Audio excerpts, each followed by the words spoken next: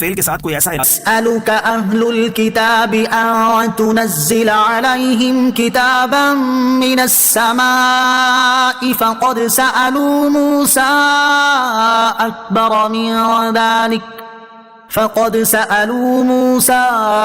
أكبر من ذلك فقالوا أرنا الله جهرة فأخذتهم الصاعقة بظلمهم ثم اتخذوا العجل من بعد ما جاءتهم البينات فعفونا عن ذلك وآتينا موسى سلطانا مبينا۔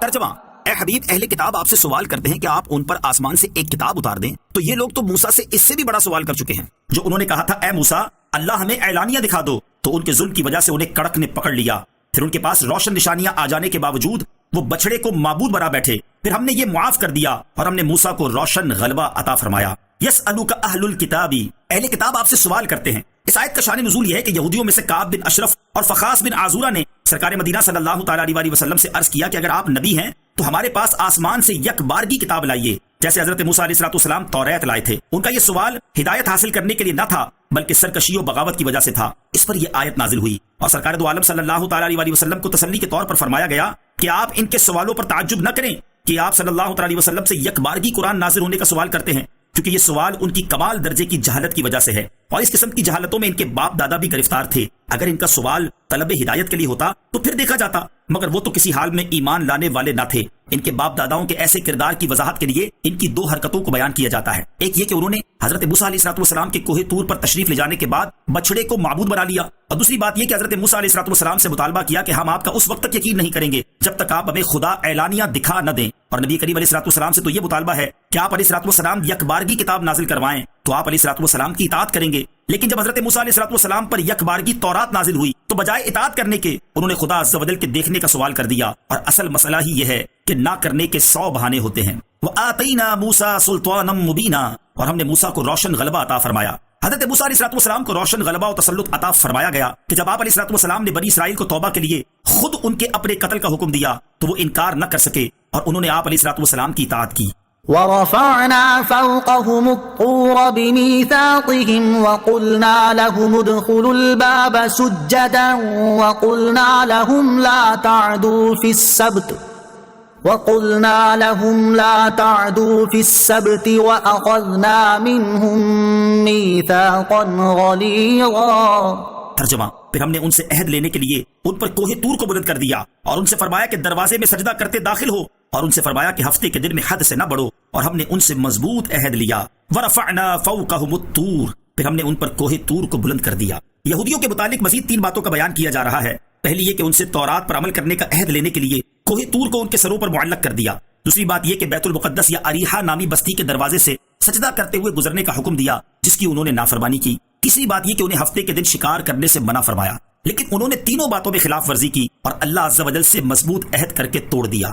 فَبِمَا نَقْضِهِم مِّيثَاقَهُمْ وَكُفْرِهِم بِآيَاتِ اللَّهِ وَقَتْلِهِمُ الْأَنبِيَاءَ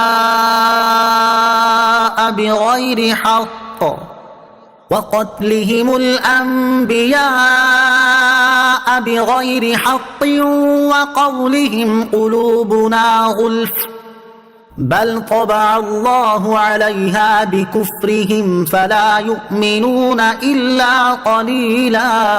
ترجمہ: تو ہم نے ان پر لعنت کی، ان کے عہد کو توڑنے اور اللہ کی آیات کے ساتھ کفر کرنے اور انبیاء کو ناحق شہید کرنے اور ان کے یہ کہنے کی وجہ سے کہ ہمارے دلوں پر غلاف ہیں، بلکہ اللہ نے ان کے کفر کے سبب ان کے دلوں پر مہر لگا دی ہے، تو ان میں سے بہت تھوڑے ایمان لاتے ہیں۔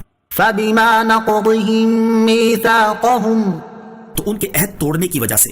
یہاں سے اہل کتاب کے جرائم کی ایک فہرست اور اس پر غضب الہی کا بیان شروع ہے۔ یہودیوں کے جرائم کی فہرست طویل ہے۔ اس آیت اور اس سے اگلی آیات میں ان کے نصف درجن سے زائد جرائم بیان کیے گئے ہیں۔ نمبر 1، یہودیوں نے اللہ عز و جل سے کیے ہوئے عہد کو توڑا، اس کی تفصیل اس سے گزشتہ آیت میں گزر چکی۔ نمبر 2، یہودیوں نے اللہ عز و جل کی نشانیوں کا انکار کیا جو انبیاء علیہ السلام کی صداقت پر دلالت کرتی تھی، جیسا کہ حضرت موسیٰ علیہ السلام کے معجزات۔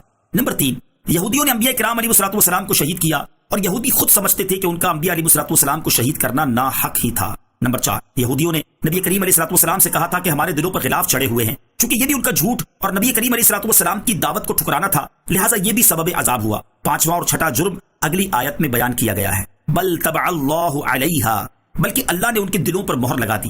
ارشاد فرمایا کہ یہودی کہتے ہیں ہمارے دلوں پر پردے پڑے ہوئے ہیں، بلکہ حقیقت یہ ہے کہ اللہ عز و جل نے ان کے کفر کی وجہ سے ان کے دلوں پر مہر لگا دی ہے، لہٰذا کوئی واعظ و نصیحت ان کے دلوں پر کارگر نہیں ہو سکتی۔ اس سے معلوم ہوا کہ کفر اور بدکاریاں دل پر مہر لگ جانے کا باعث ہو جاتی ہیں۔ وبكفرهم وقولهم على مريم بهتانا عظيما۔ ترجمہ، اور ان پر لعنت کی ان کے کفر اور مریم پر بڑا بہتان لگانے کی وجہ سے۔ وبکفرہم، اور ان کے کفر کی وجہ سے۔ یہودیوں کا 5واں جرم یہ تھا کہ انہوں نے حضرت عیسیٰ علیہ الصلوۃ والسلام کے ساتھ کفر کیا، اور ان کا 6واں جرم یہ تھا کہ انہوں نے حضرت مریم رضی اللہ تعالی عنہا پر تہمت لگائی۔ اس سے معلوم ہوا کہ پاک دامن عورت پر تہمت لگانا سخت گناہ ہے، اور خصوصاً کسی مقدس عورت پر اور مقدس نسبت رکھنے والی پر تہمت لگانا اور بھی زیادہ سنگین ہے۔ اس لیے حضرت عائشہ رضی اللہ تعالی عنہا پر تہمت لگانے والوں کی مذمت زیادہ بیان کی گئی۔